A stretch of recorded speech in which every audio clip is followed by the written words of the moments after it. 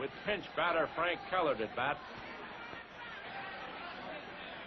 Robinson dashes to the plate.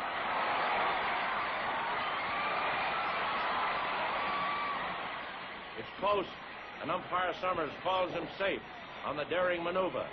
But Yogi Berra doesn't think so.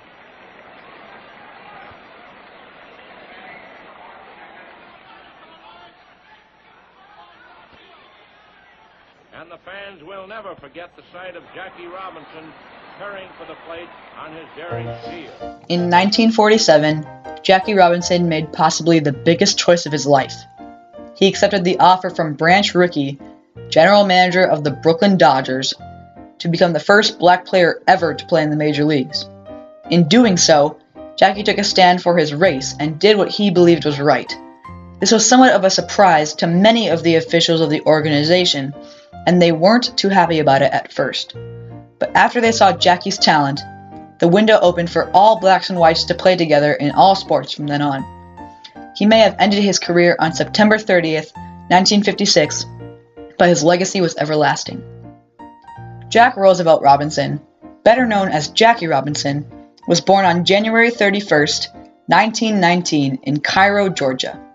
Jackie had loved baseball since he was very young, and he ended up going to UCLA and played basketball, track, baseball, and football. He was an all-star at all the sports he played, and he was later named the region's most valuable player in baseball in 1938. He also received 4 varsity letters in all sports played. Jackie had to leave college a little bit before graduation, however, because of financial reasoning. He then went to a semi-professional baseball team called the Honolulu Bears. After getting some money, he came back to go to the Army. He never went to war after his release, but he transferred to professional baseball instead. Jackie went to the Negro Leagues first to showcase his talent and play the game he loved. The Negro Leagues played in the late 1800s and early to mid-1900s. Most of the time, they played against other teams in their league, but occasionally they had competitions with college teams and special teams, like the Army and Navy. Jackie specifically played on the Negro Leagues as Kansas City Monarchs for roughly 2 years, however. Little did he know he would be recognized by Branch Rickey to play for his team, the Brooklyn Dodgers, in 1947. After seeing Jackie play, Branch recruited him to become the first player in the MLB who was black, and to not take offense to criticism from opposing players, fans, or whoever else. Jackie had made a breakthrough in the sports world. By taking a stand in the major leagues, he opened the gateway for all players to enjoy the game together, no matter what race, ethnicity, etc.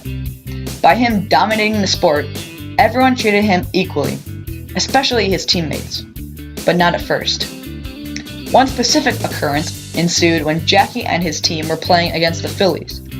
Ben Chapman, general manager of the Phillies, told his pitchers that whenever there was a 3-0 count at the plate, instead of walking Jackie, to beam him. This behavior was extremely uncalled for, but sadly it happened quite often during the games the Dodgers played.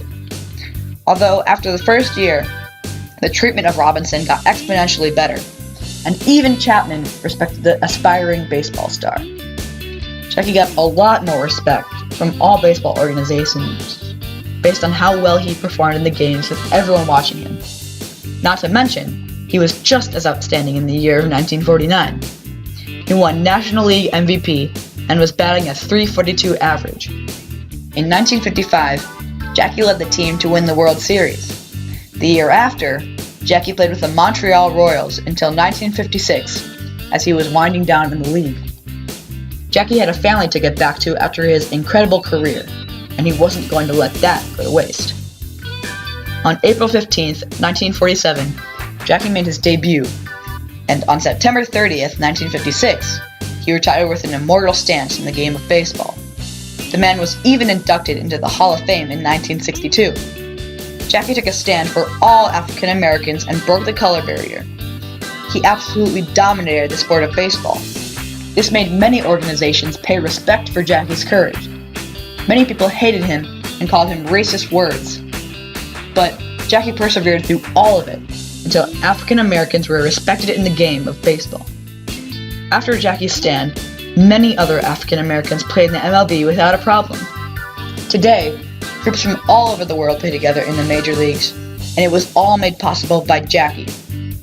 Blacks, most of all, dominate the sport of baseball just like Jackie did. Still to this day, Jackie Robinson is one of the most respected baseball players for his courage and tenacity to play with all of the racial tensions there were, and to be determined to dominate the sport.